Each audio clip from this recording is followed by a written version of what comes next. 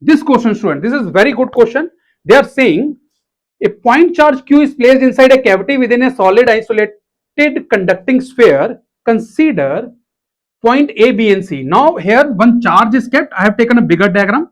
One charge Q is kept here.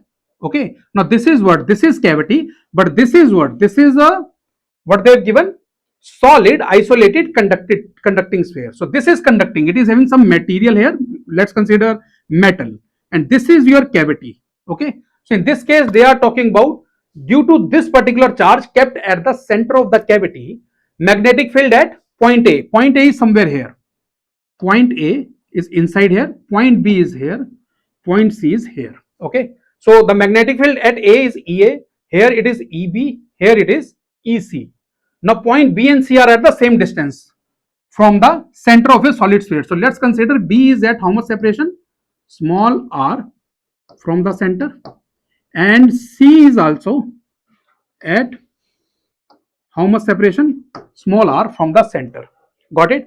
So first of all, try to understand the concept of induction or polarization. If Q charge is kept here, inside you will see what? Inside you will be having minus Q induction, and outside somewhere here, if you have solved enough questions, you will understand this quickly. It will be having how much charge? Plus Q charge. This is how induction takes place. So whatever field is getting formed here, that field lines will reach here, and there will not be any field line here. Here the inside in this region, the electric field will be zero because it is what? Conducting sphere. It doesn't create any field inside. Okay. And what about field lines after this? The field lines from this surface will be going out like this. Understood? The field lines will be going out like this. Now in this case, try to understand electric field at B or electric field at C. We will be applying what? Gauss's law, right? We can apply Gauss law. So in this case, electric field at B is equal to electric field at C is going to be K divided by how much separation it is having? R. It is having also R, K by R square. How much charge I will take? Whatever is the total charge here. Now this is charges due to induction. So they will cancel each other. We are having, at the end of the day, we are having the how much net charge? Q. So that is the electric field at B, electric field at C. So at B, the field will be like this, EB.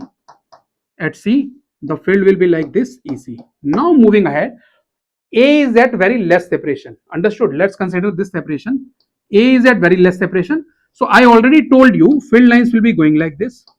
Okay. So A will be having some field, undoubtedly. So there will be field formation inside the cavity. But in this region which I have left empty, here there will be no field. Got it? So which option can be correct? EB and EC are going to be equal. Okay. And EA, field at A, is not going to be equal to 0, right? So the answer is option number 4. Okay. So I hope you have understood this concept. This is a very good question.